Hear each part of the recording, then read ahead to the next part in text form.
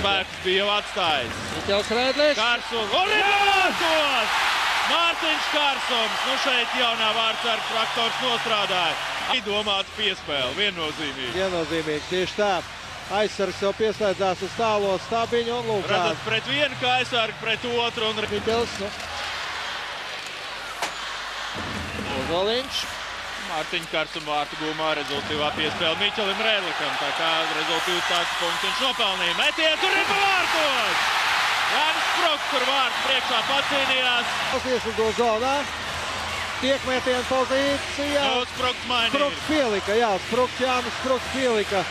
Nūju mainīja ripas lidojuma virzienu un tāpēc arī vārtsargs Skudļājevs neko vairs nevarēja glābt. Mums paglābu. Upītis ieraida ripa pretinieku zonā un... Tiesneši šajās epizodēs ir laukums. Un ripa vārtos!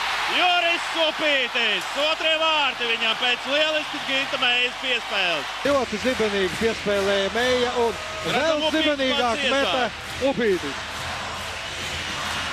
Nu, lieliski izspēlēts pretuzbrukums. Spartaks hokejists šeit pametuši savu vārtsargu bija likteņu varā. Un redzam emocijas Jurim Upītim. Arī pa mūsu zonā ļoti precīzi stūrī, kam ar iztiem ieraida. Berņikovs, Kriskovs. Un tur Kristaps Sodnieks ar Arvīdu Reķi aizstāv vārtsargu. Nu, redzam, kā šī epizode. Tur saķēra aiz galvas Sodnieks Kamaristī. Apslido vārds Miķels. Krišāns Rēdlis un ripa vārtos! Jānis Sprokts! Jā, nu, tāds pozicionāls uzbrukums, kurā spartakieši nespēja izsekot līdz mūsējo kustībām uzbrukumā. Un, nu, redzam, Miķels Rēdlis terorizē Spartaka aizsardzību. Patiesībā viņam arī vajadzētu būt piespēlē. Viņam arī visticamākais būtu, tu tūlīt dzirdēsim. Vēl viena kārtējā jau var teikt. Trešā šajā mačā. Lieliski spēlē Jānis Sprokts, bet pēdējais vārds tomēr piederēja Jākabam Rēdlikam. Gubins, Ļudočins aiz vārtiem. Vārds priekšā izspēle Ružička.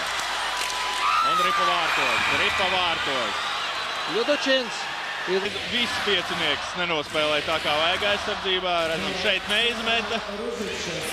Pēc tam vārds priekšā. Ne tik ļoti aktīvi, kā vajadzētu nospēlēja mūsu spēlētāji. Andrijs izdevās Kārsumam. Un Mārtiņš Kārsums pielieto spēku paņēmienu pret Bodrovu. Vai tas izdara metienu? Neizdevās, diemžēl. Un būs noraidījums.